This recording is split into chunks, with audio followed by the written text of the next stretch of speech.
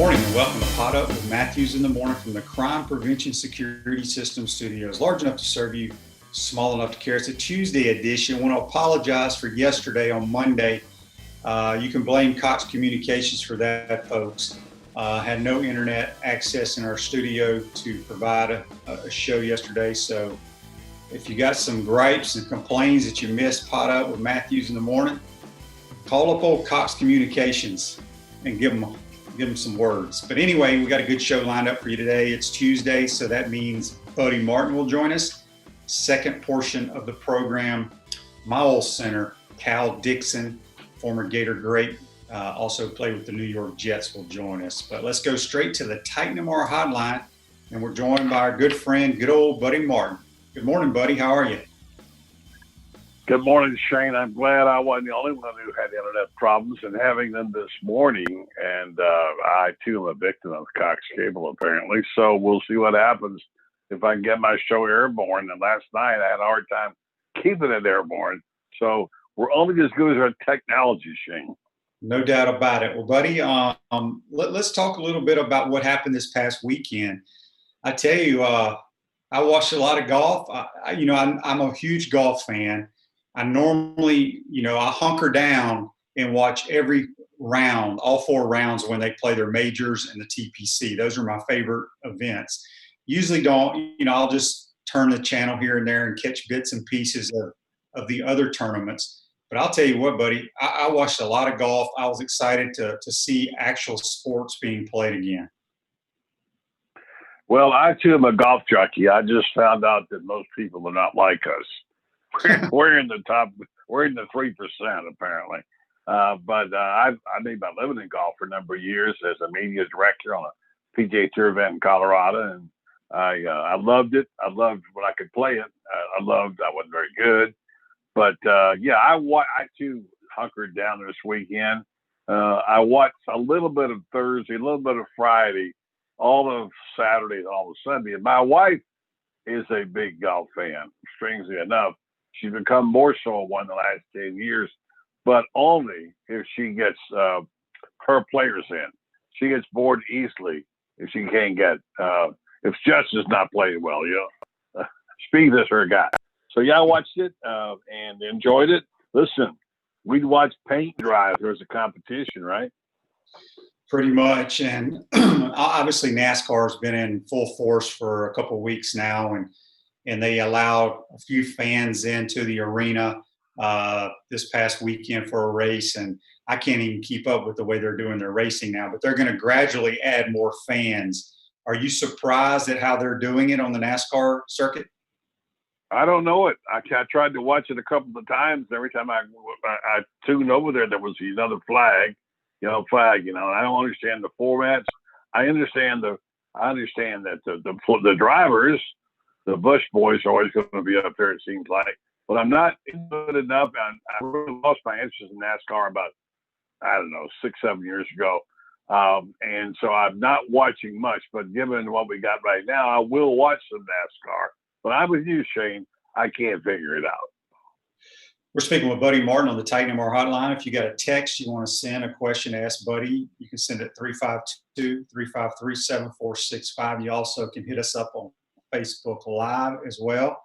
Buddy, let's talk a little bit about college coaches, how they're having to adjust the way they recruit. They're going to have to adjust the way they handle kids. Obviously, there was a lot of news in the last couple of days with the Oklahoma State coach Mike Gundy wearing a OAN, I believe it was. I didn't even know what that was. It's a news channel. Obviously, I don't get that, I don't think. Talk a little bit about how these coaches are going to have to adjust in the way of the world is today. I think it's all coaches, including high school and the NFL. But with Dan Mullen's presser today, he's having his first sort of semi-official Zoom meeting with the media at 12:30 today. I'm trying to figure out what he'll talk about, and I think I can probably guess. And it's such an interesting and challenging and difficult time. As the son of a coach, you know this. Coaches do not like uncertainty. They want everything to be scheduled, everything to be in order, and to go by the book. But this is a new coach's challenge this year. They're going to have difficult times. They better be ready to have difficult conversations, as Mike Gundy found out yesterday when he wore there was a picture surface of him wearing an OAN network. I'm with you. I didn't know what it was either. I researched it. Apparently, it's a conservative right wing group of people who broadcast the news as the president thinks it should be, more or less, and thinks everything else is fake news. Now, you can draw your own conclusions about that. I'm not going to tell you where to get your news from. Frankly, I go to all of them. I watch all of them. I watch Fox, CNN, whatever, at local channels, etc. So coaches now got to deal with this. Shane, you're a coach. You've been a coach. If you're looking at it right now thinking, okay, here we go, or do we go? We don't know. And you look at the list of things that you got to deal with, and you think, how am I going to do this? And the ones who are able to deal with it and aren't dealt a blow, which they could get, by the way, it doesn't take much for a player, to lose a player and a big chunk of your team, as the Dallas Cowboys are finding out right now. And so that health is a big deal. It's out of your hands. You don't have anything to say about health. As we know, for trainers in hospitals and UF's health is going to be big, as you know, having to sign the program. And it's just going to depend upon how that falls. Now, aside from health, which is enough to deal with, focus and change is here. And that means difficult conversations are going to have to have, as Mike Gundy found out with Chuba Hubbard yesterday. Who would have thought something as simple as wearing a T-shirt with some kind of label on would offend somebody? And for a moment there, the team rebelled because his other players started saying, I'm with you, Chuba. I'm like you. I'm not going to put up with this, etc. The players have got a voice now, and they can express it. And finally, I think adaptability is really key, how you're able to handle it on the fly. And you have to have those difficult conversations about race. And then there's trust, the whole element. I had a coach tell me, well, I'll tell you, it was Urban Meyer talked to me last week about trust and how you build it up and what do you do with your players to trust them. And as a father of a player and as a former player, that you got to trust your coach. One great thing you had about Coach Spurrier, you trusted him implicitly. Now, you didn't always agree with everything he did, but you trusted him to make good judgments. So those things, health, focus and change, adaptability, race conversations, and trust are all things we'll be hearing a lot about. Yeah, we'll get back to that. We got some Facebook Live comments here brought to you by Pound Hurt, preferred business interruption attorneys. Rick says, buddy, NASCAR fans last week were military attendees from the Homestead Air Force Base. And he also said, basically joking with you, buddy, about not understanding NASCAR. He says, it's not hard. You drive in a circle and you stay out of an accident and you're okay. Turn left. Just turn left, right? Back to about the health of the athletes. Different schools, buddy, have gone about their student athletes reporting back to campus a little different. Obviously, they've done a tremendous job, and I know for a fact with the kid being on the team, how they've handled it here. I saw where University of Houston, they didn't test any of their athletes or anything, and then they had a huge outbreak among their players. I saw where Ohio State is not going to release who they're tested, if any came back positive or whatever. I don't know what the right way to do it is, but I kind of agree with what Ohio State's saying, and plus these student athletes, if they do get someone, let's just take Florida, for example. If a kid tests positive, they're going to take all the precautions, do exactly what they're supposed to do with that kid. They're not going to shut down the whole workout program because of one guy, because these are athletes that are in very good shape and good health. So I don't know what the right way is, but maybe it's best that these schools not continue releasing this information. Your thoughts on that? Well, I'm conflicted about that. I think you have to be somewhat transparent. Listen, let's be honest. There's a lot of money riding on these games, okay? You think the boys in Vegas aren't going to find out? Of course they are. And if Ezekiel Elliott's not playing for the Cowboys, that's a big difference. And why he's not playing? Okay, maybe you just don't release it. You don't say why. But it's not as simple as one person testing positive. because one person could test positive and you could have 10 others who are also positive. So it's not that simple. And I don't believe being dishonest or not being full forthcoming is the right way to go. What's that thing they have now about where you're not allowed to release the condition of a student? I forget what it's called. I always forget that rule, where you basically can't tell if someone has a health issue or problem of a student. The school says they can't talk about it. I forgot what it is. You probably know it. I can't remember now. What is it? HIPAA. HIPAA. Yeah. Okay. Yes, you're right. Thank you. HIPAA. That's it. So I don't know what the HIPAA rules are. I just know there's a lot of unknown. The fans, I mean, they got a big hump to overcome too. First of all, they can't come to the games, probably very many of them. Imagine what the tickets going to be worth when LSU plays Alabama this year. If only 25,000 could come to the game, what would those things be worth, right? So I just know it's going to be a grim, difficult task. But look, somehow, some way, they've got to get there. They got to get over the hump. They got to have football until they can't have football. And frankly, I just think it's a day by. Coaches like to say it's day by day. This is really day by day. Yeah, it really is. Hey, folks, refresh your vehicle and your brand with a vehicle wrap from Wrap Spot. June is your lucky month at Wrap Spot. Mention promo code Shane and receive 13% off your vehicle wrap. Visit them at wrapspot.com today. But we've got a question here on Facebook Live from Dan. It's brought to you by Pound Hurt, your preferred business interruption attorneys. He wants to know, do y'all think the new football facility would change how they build it based on COVID? For example, change how all the athletes are going to have dining there together?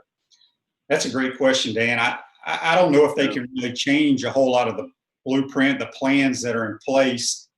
I think what they can do if this continues, we won't have this football facility, I think, until the end of 2021, if I'm not mistaken. And it's going to have a dining hall there for all the student athletes of every sport. So, back in the day, a couple of months ago, you could sit right next to one another. They may have to do shifts or something and make sure, the tables are spaced out or what have you. I don't really know, but I've not heard of any changes. And I think it's a day-by-day process. I think it's going to definitely be changed because you look at your restaurants. I mean, there's no more quote unquote training table as what you back in the day they used to have, because you'll probably see cubicles and you may see plexiglass and you may see tables of 8. I don't know, but as long as there's the threat of the virus, they got to take precaution in everything they do, and social distancing is part of that. I think a bigger issue, not so much the dining hall, would be, Florida's going to have. I've seen the layout of the new locker room, and it's phenomenal. I think a lot of people saw what LSU did from a standpoint in their locker room, how you hit a button and your chair that you're sitting in turns into like a bed because so many kids nap in the locker rooms between classes and things. Florida's is like that, and they're built in like twosomes. So I don't know if they're going to change that and put a wall up between each locker and recliner type bed or what have you. But I never really thought about it until Dan asked that question. I guess I'm sitting here thinking, by the time that thing's built, COVID's going to be gone. But I'm probably being an idiot for thinking that. Well, we just don't know. Again, back to that thing about uncertainty, adaptability. I mean, we're hoping to get a vaccine. There's just never been a time like this in American history. And of course, sports is important. I think we're finding out more important than we even realize, because we need something. We can't have a steady diet of all this stuff on the medium that we use. Look, I wrote my friends last night about SEC Media Days being postponed, or however you want to call it.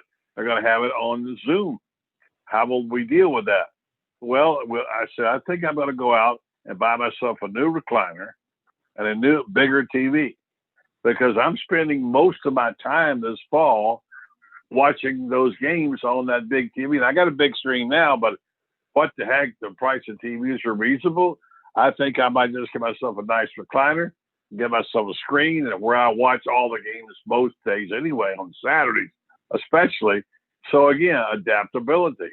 The big question is, can we have football?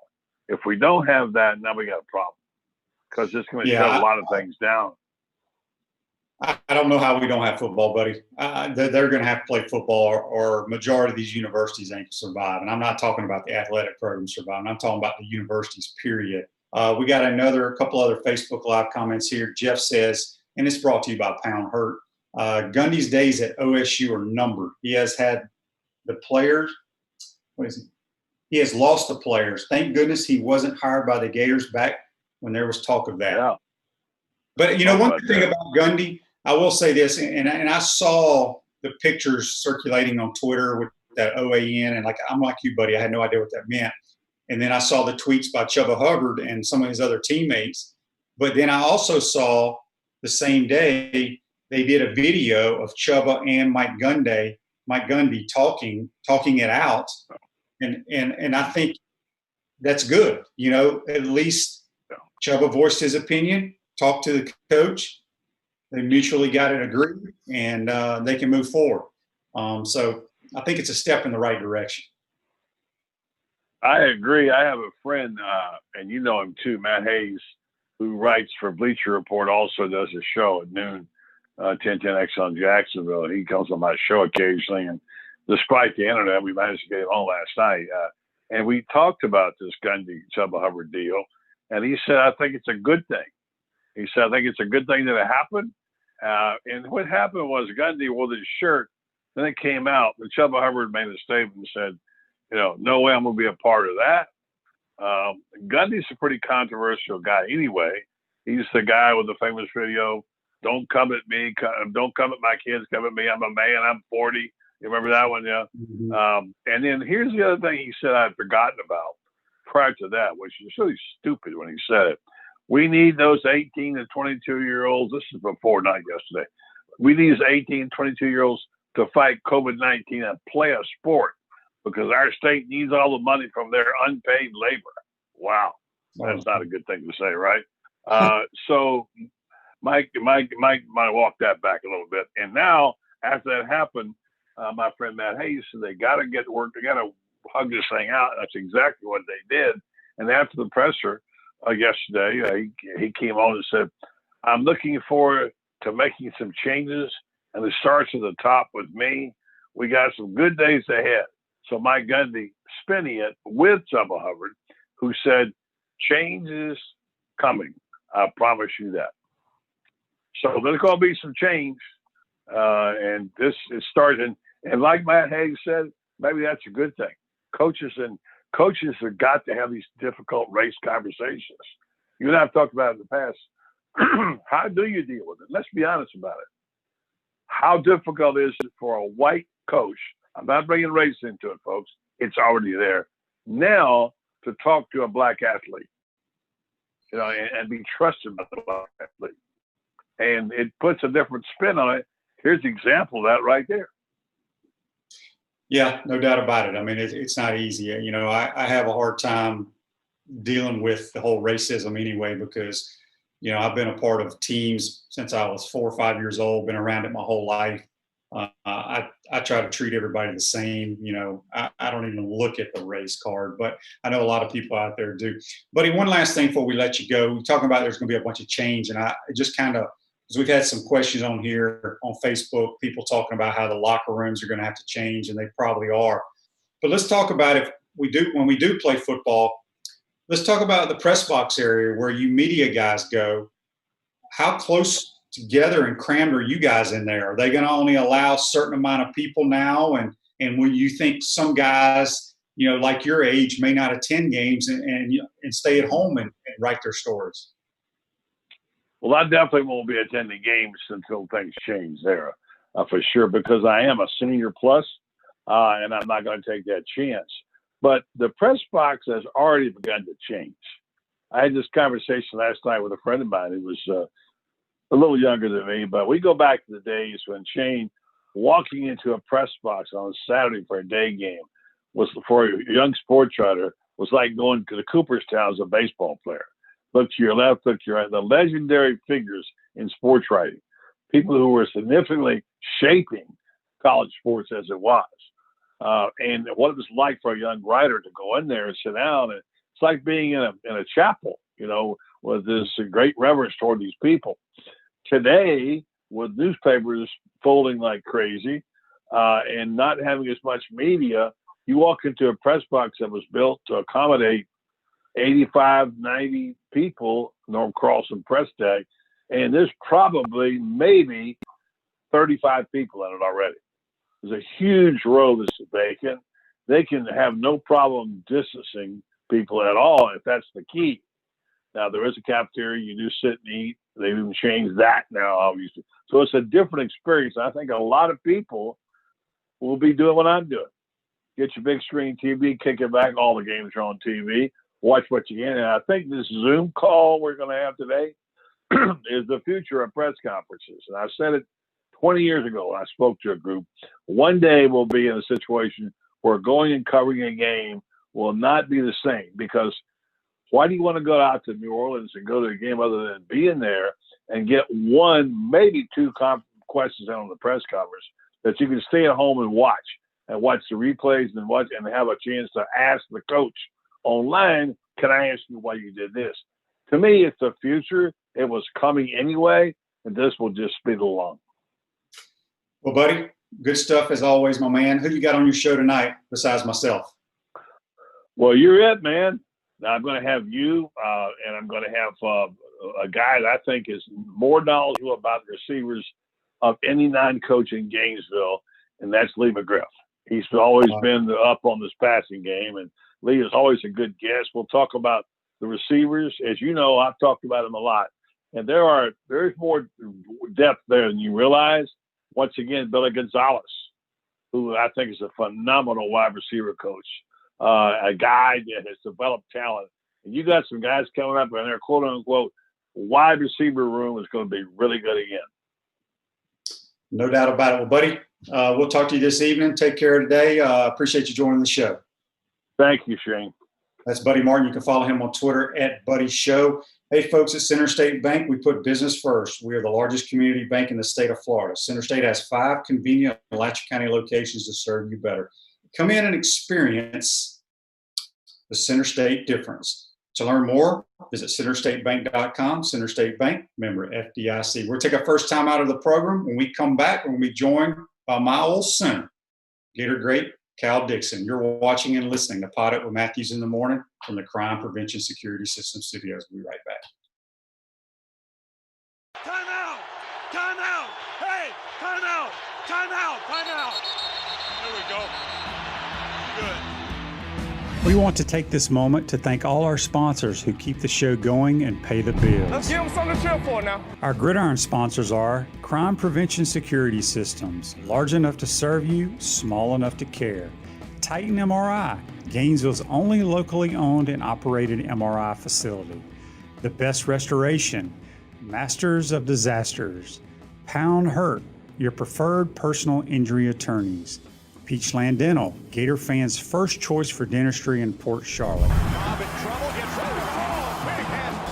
Our touchdown sponsors are Campus USA Credit Union, Celebration Point Town Center, The Digital Mortgage Guy, Adams Ribs, Gator Dominoes, Celebrate Primary Care, Center State Bank, Gator Bait Media, Davis Gainesville Chevrolet, Miapa Latin Cafe, Gators Dockside, Aikido America Martial Arts and After School, Doreen Weeby Realtor, Caldwell Banker MM Parish, Radware, Wrap Spot, and Style Cuts. If you are interested in promoting your business on this show, you can visit our website, potupwithshane.com, and click on the Advertise button or call Freddie at 352-284-3733. Again, thank you for all the great businesses that support the show. Please remember, if you like what we are doing here, thank our sponsors and support the businesses that support us. He's looking, still looking. He's going for the end zone. He's got a touchdown! Welcome back to Pot Up with Matthews in the Morning from the Crime Prevention Security System Studios. Large enough to serve you, small enough to care. Hey, folks, Celebration Point is where the Gators come to celebrate with premium brands like Bass Pro Shop, Tommy Hilfiger, Hotel Indigo, Nike, Medici's, Regal Cinemas, and coming soon, the HBC's new restaurant, Spurrier's Gridiron Grill, and Visor's Rooftop Bar. We will see you at Celebration Point where the Gators come to celebrate. Well, my next guest, we did a lot of celebrating together. He wore number 59. He was my center, Cal Dixon. Good morning, Cal. How are you, buddy? Good morning. Thanks for having me on, Shane. Absolutely. Well, Cal, let's go back to your young days, long time ago there at Merritt Island High School. Yeah. Jerry Odom's dad, Gerald Odom. Y'all had a lot of really good players from there. Just talk about your recruiting process. Was it always a foregone conclusion that you were going to be a Gator, or were there other schools you were really looking at? Actually, the Gators were not my first choice. I actually grew up a Hurricane fan. Okay. So I was born in South Florida and was always a Dolphin and Hurricane fan for whatever reason. And, my recruiting process I was kind of a late bloomer. So was always tall, kind of skinny kid. And, that doesn't translate well for an offensive lineman, but kind of, started to fill out, my senior year. So, I started getting recruited by smaller schools, Ivy League schools, service academies, stuff like that my junior year. And then, finally hit the growth spurt and, put on some pounds. And, it was beneficial that Merritt Island was such a great program that there's always coaches from other schools there. And I think, with them, they're looking at Jerry Odom and Hurley Brown and Derek Brown and, the Boring brothers, that finally got me noticed that, once I started to get a little bit bigger that, some of these bigger schools finally started to notice. And it wasn't until I started meeting, the recruiters, at the time, Larry Kirksey, Coach Kirksey was the running back coach, when we first got up there. He recruited our area. So once I met Coach Kirksey and, had Coach Hall in the house and everything, and went up on my official visit and hung out with guys like David Williams and, Bob Sims and guys like that. And, I really felt like, I fit in there. That was my home to be, and, never look back. How big were you when you signed your scholarship? 6'4", about 230. Generous 230, which it worked out good because my roommate and offensive line buddy all those years was Mark White, and he blocked for Emmett Smith in high school at Pensacola Escambia. And Mark wasn't much bigger, maybe an inch taller, maybe 5 pounds heavier, but neither of us were D1 ready when we signed at Florida.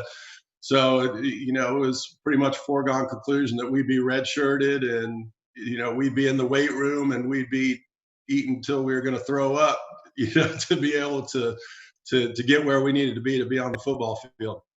I've always wanted to ask you this, and I don't know why I haven't, and I never asked Jerry Odom because, his dad was y'all's coach. My dad was my high school coach, and, we'd butt heads at times.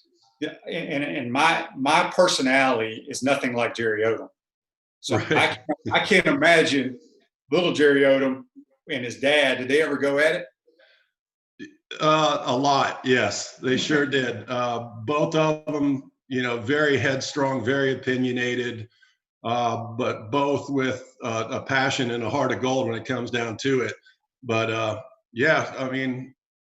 was blessed to be a part of that program and to have him as a coach. It really made the transition into the college game for me a lot easier because we had so much success and we had been coached so well down there at Merritt Island. But yeah, there's a lot of times when Jerry and Coach, I think, our favorite thing we used to say about Jerry was always, but daddy,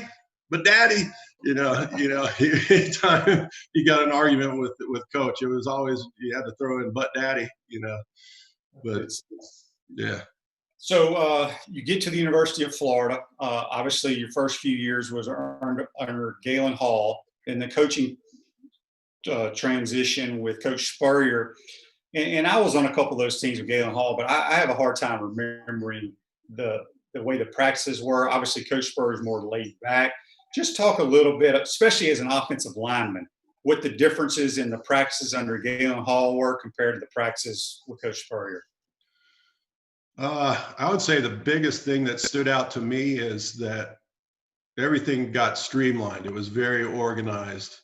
Not that it wasn't under Coach Hall, but it seemed like it was more of a grind. We were out on the field longer. Coach Spurrier was always, the philosophy of let's practice smarter, not harder or longer. And, I just think when he came in, among, many other things, changing our culture there, just kind of streamline those practices. Certainly the system that he brought in, from an offensive line standpoint, after grinding it out with Emmett left, Emmett right for a couple of years, it was certainly a breath of fresh air to get the fun and gun going and to take a little pressure off of the big boys up front. We got a text here on the Titan MR text line. That number is 352-353-7465. It comes from Daryl in Green Coast Springs. He wants to know, Cal, who was the toughest defensive lineman you ever had to go against while playing college football? There's a guy named Mark Boutte from LSU. And to this day, whatever it was with that guy, his skill set was one that was tough for me to kind of figure out. He was a big, strong defensive tackle, and he would give me fits. I remember it would have been 89, I guess, my sophomore year at LSU. I think was probably the only time I was ever benched in a game, just because that guy got under my skin that night. And I think they ended up moving Bromley over to center and brought someone else at guard. And, I had to ponder things on the sideline for a little bit before I got a chance to go back in there. So that guy always stood out in my mind. Let's talk a little bit about the bond offensive lineman had. I mean, you got Glenn Neely, Hisham, Tony Rowell, Mark White, Bromley, as you mentioned, and there's others. But, there's a unique bond that offensive linemen have with one another because you don't get a whole lot of love.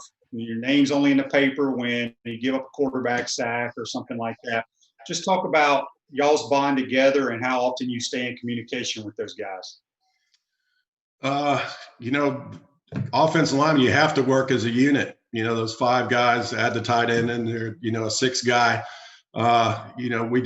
We always had to be on the same page and always had to be able to communicate quick and get our points across, reading defenses, watching, guys shift, anticipating blitzes, different things like that. We had to communicate really quickly and always had to be on the same page. And just, it's real easy for that group of guys to just kind of get in each other's heads and really know each other personality wise inside and out.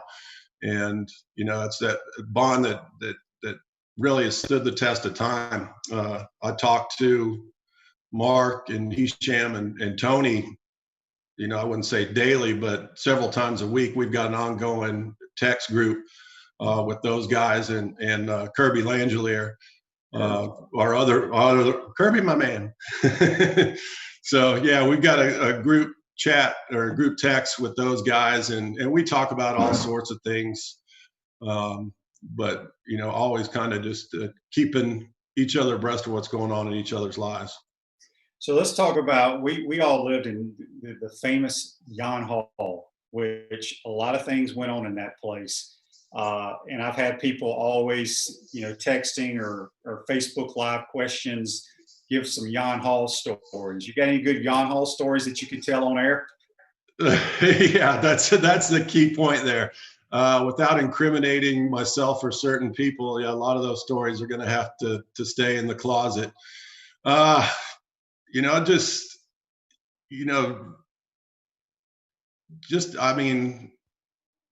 There's just, I don't even know how to say it. A lot of it had to do with just the monotony of day to day. I mean, we're living in there with each other, days, months, years at a time. And, just certain things that happen in there are just kind of funny. One that comes to mind is, with bringing in one of our younger offensive linemen, Jim Watson. Jim, would have been, sophomore art when the other four of us were seniors. So, he kind of got hazed and ribbed a little bit, and, maybe an easy target, Big Watt was. But one time we conned Watson into trying to eat a whole calzone and drink a gallon of milk I was getting in the ready to dorm ask room. that. Yeah, so we got scraped together $100 and told Big Watt if he could eat the calzone and drink the gallon of milk in an hour, we'd give him the $100. And he took on the challenge, and with his bravado. And I remember him just kind of standing in the doorway of our dorm room there at Yon, and taking a piece at a time, guzzling some milk. And he got really close, but then all of a sudden you saw that paleness coming over him, and you could tell it was about to come up. And he's holding his mouth shut and this and that. And I think a little bit of milk started to trickle out of his nose before the whole fire hose came out. But man, he hurled like I've never seen somebody hurl before. So that's a great one.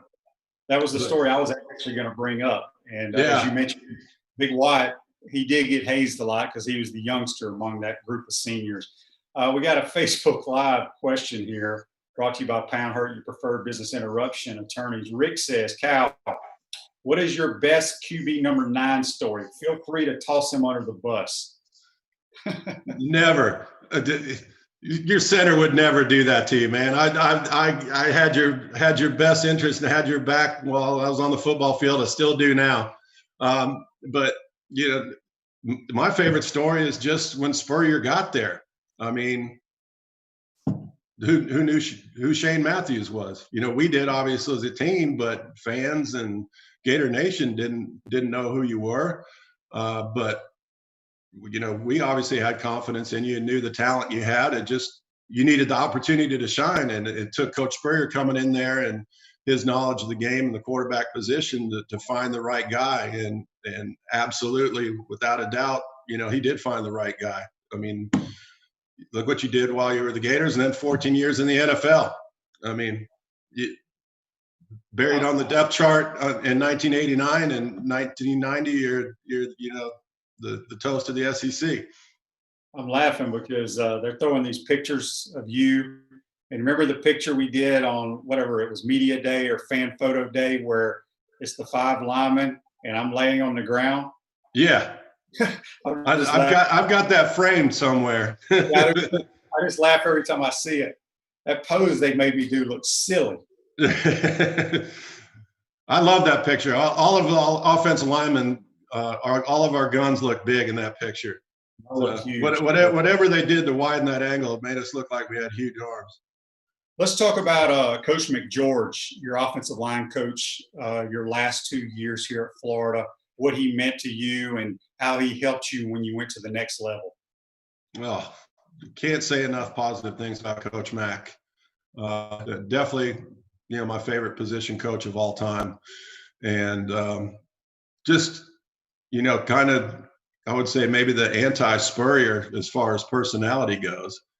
Very humble, very down to earth, not a yeller or screamer, but a guy that, when he did talk to you, when he did coach you up, you took those words to heart just because you knew how genuine of a person he was. And, having him come in and what he taught me those last couple of years, really made the transition into the NFL a lot easier. I can't say enough positive things about him. And I was lucky to have him, 1 year in the league as well.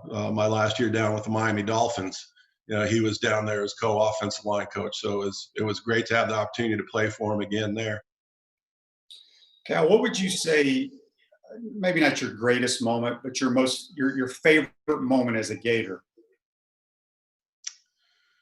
On the field, I mean, to me, the first thing that's going to stand out is that FSU game in '91, just because, you know, hadn't beaten them on the football field yet, and there's my last opportunity. And to have such a hard fought game come down to the way it did at that very end, and knocking the ball away uh, to preserve the win, that just it was such a tremendous relief to finally beat the Knowles and to beat them there in Gainesville in our last, my last home game there. It's definitely a special moment.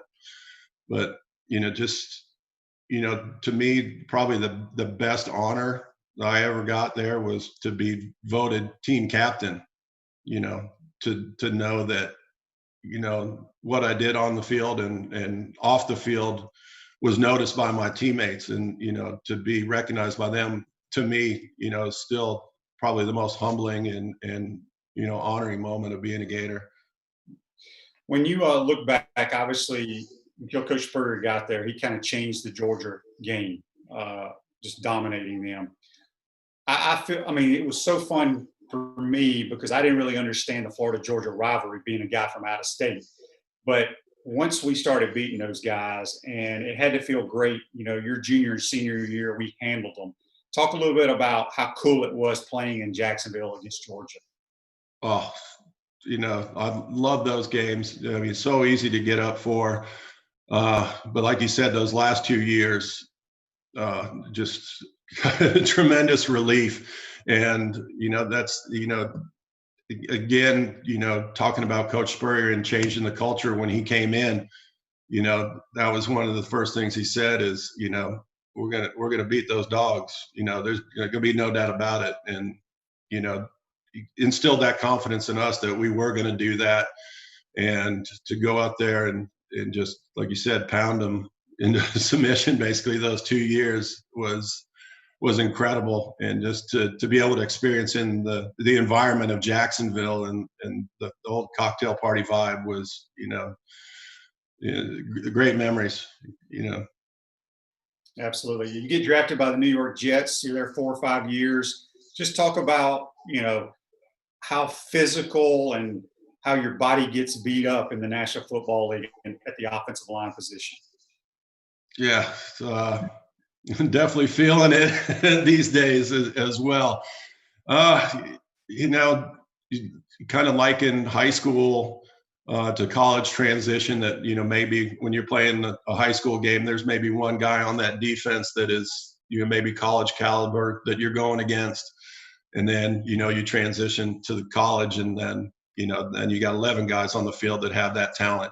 And it's kind of like the same thing, moving to the NFL. It's, when you're playing a college defense, there may be, a couple of guys out there, your best SEC schools, maybe 4 or 5 guys on that defense that are NFL caliber, but then you get to the league and, every single one of those guys are studs. And, you take a tremendous beating. I mean, the practice schedules back then, kind of still the old style of coaching, hard 2-a-days, even 3-a-days in camp, physical, wearing pads, all the way through the season on, Wednesday, Thursday practices, so it takes its toll during the week. And then you get to game day and, you get pumped up and the adrenaline hits you and you feel good during the game, but man, you wake up the next morning like you got run over by a bus. So, certainly playing center in the league when most of the defenses in the NFL were, true 4-man fronts, it was usually a lot of times I was uncovered and, it was me and the middle linebacker getting about 3-yard head start to just, hit each other like a couple of rams. So,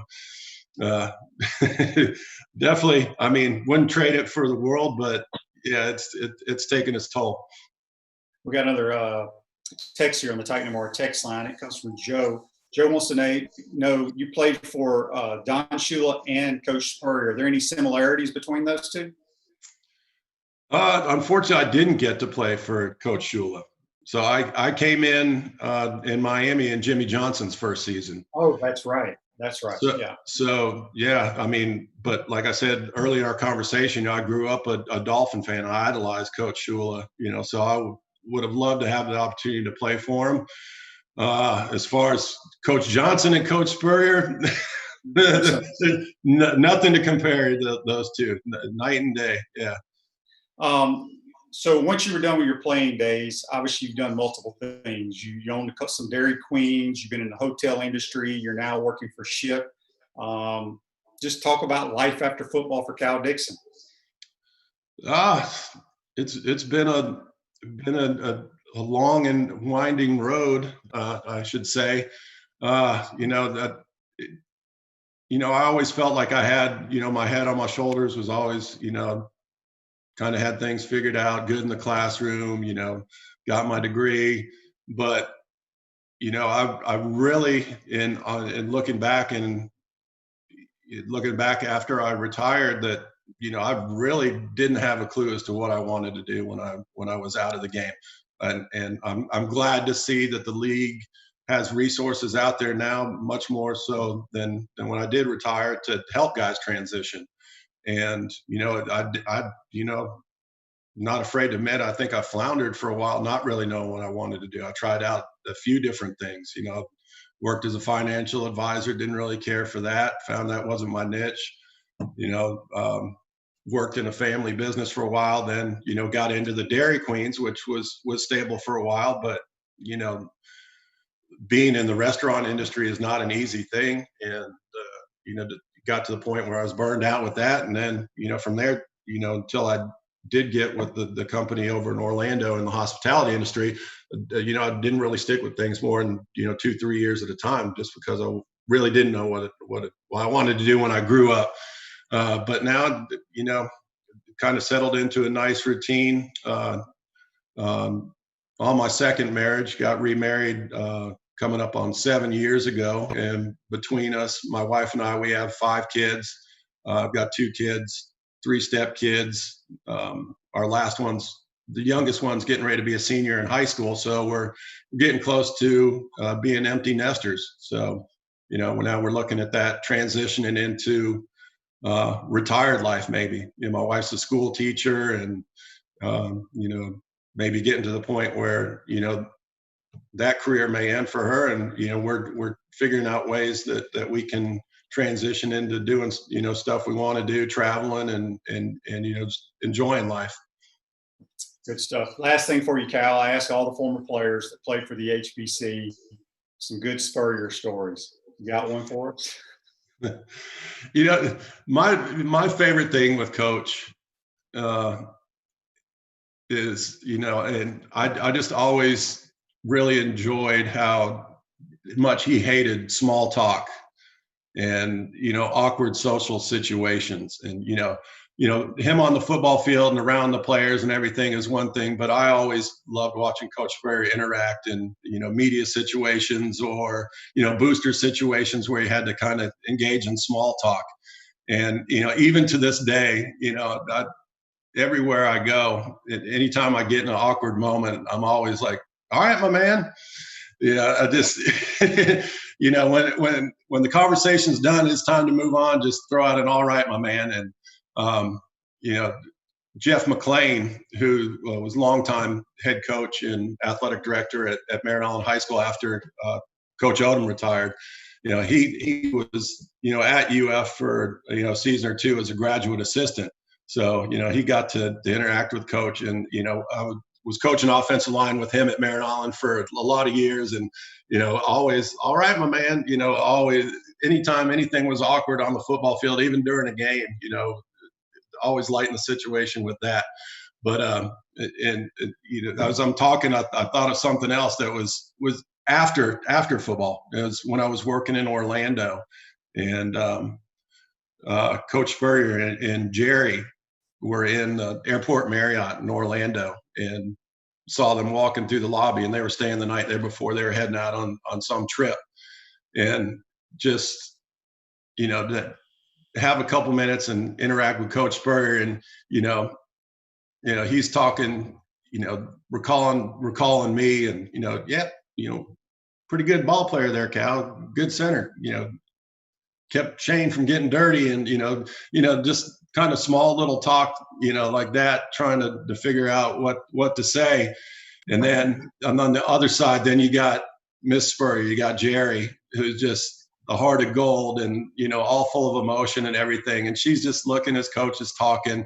And soon as coach stops talking, she just lets out a big sigh and just comes up and gives me a big old hug and just says, I love you so much. And, miss you and, love those days there. And so glad you were a part of the program. And that, to me, I guess is a great coach story because it just talked about how much those two together, really leaned on each other, the perfect complement of personalities to make, a really successful coach and wife combo. Yep, there's nobody like Jerry. Speaking of Jerry, this is Jerry Odom on Facebook Live. Oh, Lord. He goes, "You hate daddied me?" But Cal, hey man, we appreciate you getting up, joining the show today. Really appreciate it. Good catching up with you. I haven't been able to say this publicly, but you definitely took good care of me for 2 years here at Florida. I appreciate it. And hopefully we'll see you here in Gainesville for some games, my man. Yep, definitely. All right, that's Cal Dixon. Dixon. Yep, that's Cal Dixon joining us on the Titan MR Hotline. We're going to take a second and final time out of the program. When you come back, we're going to wrap it up. You're watching and listening to Pot Up with Matthews in the Morning from the Crime Prevention Security System Studios. We'll be right back. Time out! Hey, time out! Time out! Time out! There we go. Good. We want to take this moment to thank all our sponsors who keep the show going and pay the bills. Let's give them something to cheer for now. Our gridiron sponsors are Crime Prevention Security Systems, large enough to serve you, small enough to care. Titan MRI, Gainesville's only locally owned and operated MRI facility. The Best Restoration, Masters of Disasters. Pound Hurt, your preferred personal injury attorneys. Peachland Dental, Gator fans' first choice for dentistry in Port Charlotte. Our touchdown sponsors are Campus USA Credit Union, Celebration Point Town Center, The Digital Mortgage Guy, Adams Ribs, Gator Dominoes, Celebrate Primary Care, Center State Bank, Gator Bait Media, Davis Gainesville Chevrolet, Miapa Latin Cafe, Gators Dockside, Aikido America Martial Arts and After School, Doreen Weeby Realtor, Caldwell Banker MM Parish, Radware, Wrap Spot, and Style Cuts. If you are interested in promoting your business on this show, you can visit our website, potupwithshane.com, and click on the advertise button or call Freddie at 352-284-3733. Again, thank you for all the great businesses that support the show. Please remember, if you like what we are doing here, thank our sponsors and support the businesses that support us. He's looking, still looking. He's going for the end zone. He's got a touchdown! Welcome back to Pot Up with Matthews in the Morning from the Crime Prevention Security System Studios. This Day in Sports is brought to you by the Best Restoration. If you have COVID-19 concerns, do what everyone is doing and hire the Best Restoration to fully sanitize and sterilize your home or office. Visit their offices this week for a free bottle of hand sanitizer when you mention the code Shane. Call them at 352-234-8994. This Day in Sports has actually happened last year in the U.S. Open men's golf tournament there at Pebble Beach, which is a phenomenal golf course. American Gary Woodland claims his first major title with a 3-stroke victory over the defending champ Brooks Koepka. Also, folks, don't forget, we apologize, or it was Cox Communications issues, but we missed out on Johnny Rutledge and Jackie Spreads, who's brought to you by Peachland Dentistry, who's going to have Dusty May, former Gator basketball assistant, now head coach at FAU. They will kick off our program a week next week. They're going to come back on Monday. So make sure you tune in for that. Also, tomorrow's show, we're going to have Scott Carter from FloridaGators.com. We're also going to have a Miami Hurricane, 2-time national champ Michael Barrow, linebacker, former teammate of mine with Carolina Panthers. We'll talk a little Miami Hurricanes football back in the day when they were relevant, and we'll find out what his thoughts are on the program as of now. Hey, folks, That's going to be a wrap, and it's brought to you by Wrap Shop. Wrap Spot, a vehicle wrap from Wrap Spot will give your business years of brand recognition and increased sales. Call Wrap Spot today. Hey, folks, be safe out there. We'll see you tomorrow. Take care.